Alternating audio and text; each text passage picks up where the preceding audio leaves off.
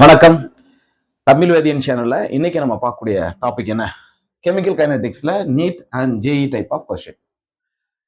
இப்போ கொடுத்துருக்க question read பண்ணிடுறேன். Half life period of the first order reaction is 100 days. After 144.3 days, concentration of the reactant is reduced to dash of the original value. இதுல என்ன கொடுத்துருக்காங்க அப்படின்னா ஒரு first order reaction உங்க கையில கொடுத்துட்டாங்கப்பா. ஓகேவா? இதோடைய ஹாஃப் லைஃப் பீரியட் அப்படிங்கிறது 100 days.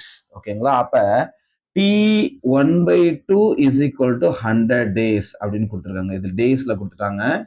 100 days. After 144.3 days.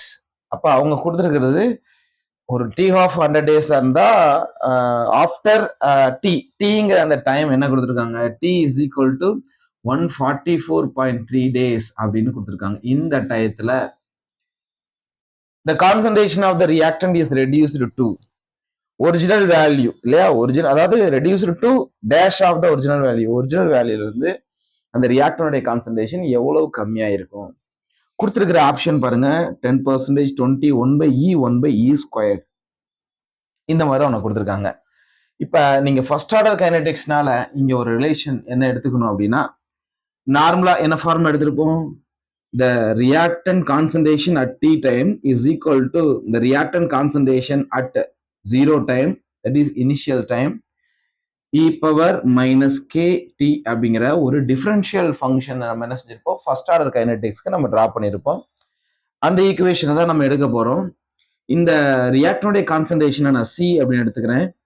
இது சி நாட் அப்படின்னு எடுத்துக்கிறேன். இதை e power minus k into t அப்படின்னு எடுத்துக்கலாம். இப்ப நம்ம டீயை டிஃபைன் பண்ணா போதுமானது. இந்த இனிஷியல் அண்ட் ஃபைனல் கான்சன்ட்ரேஷனுக்கான ரிலேஷன், இந்த சி நாட்டுங்கிறது இனிஷியல் கான்சன்ட்ரேஷன், சிங்கிறது ஃபைனல் கான்சன்ட்ரேஷன், இதுக்குள்ள ரிலேஷனை கண்டுபிடிச்சிடலாம். இப்ப நான் டி டிஃபைன் பண்ணணும். டி எதுக்கு equal? T is equal to 144.3 days அப்படின்னு கொடுத்துருக்காங்க. ஆனா அதை சப்ஸ்டியூட் பண்ணணும் அப்படின்னா இந்த ரிலேஷன்லாம் கிடைக்காது. அப்ப டி ஹாஃப் வேற கொடுத்துருக்காங்களா? இப்ப என்ன பண்ணணும்? டி ஹாஃபுக்கும் இந்த டீக்கும் உள்ள ரிலேஷன் என்ன சேப்ப நான் எடுக்க போறேன். எடுத்துக்கலாமா? எப்படி எடுத்துக்கலாம்னு பாருங்க. இப்போ T1/2 is equal to 0.693 divided by K அப்படிங்கிற ஒரு ஃபார்முலா நம்மளுக்கு தெரியும் இல்லையா? இப்ப நான் என்ன பண்றேன் அப்படின்னா, டி ஹாஃப் ஆல்ரெடி உனக்கு கொடுத்துட்டான். இந்த டி ஹாஃப் இங்க சப்ஸ்டியூட் பண்ணிடுங்க. 100. இது ஃபர்ஸ்ட் ஆர்டர் கைனடிக்ஸ்க்கான ஹாஃப் லைஃப் ஃபார்முலா. அந்த ஃபார்முலால இந்த டி ஹாஃபோட வேல்யூ போட்டுட்டேன். நான் என்ன பண்றேன்? இந்த 0.693 டினாமினேட்டர் கொண்டு வந்தேன். இங்க வந்துருமா? 0.693 is equal to 1/k அப்படின்னு கிடைக்கும். ரைட் தானே? இந்த 100 divided by 0.693 இதை நம்ம சிம்பிளிஃபை பண்ணலாம். இதை சிம்பிளிஃபை பண்ணீங்க அப்படின்னா என்ன கிடைக்குது?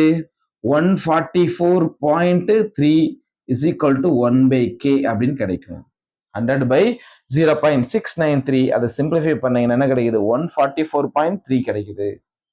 பட் 144.3 days அப்படிங்கிறது எதுக்கு ஈக்குவல்? டி அப்படிங்கிற டயத்துக்கு ஈக்குவல். அப்ப இந்த 144.3 பொதுவா டி ரீப்ளேஸ் பண்ணிட்டேன். அப்போ 1/k கிடைக்கும். அப்ப time is equal to 1/k, reciprocal of constant k.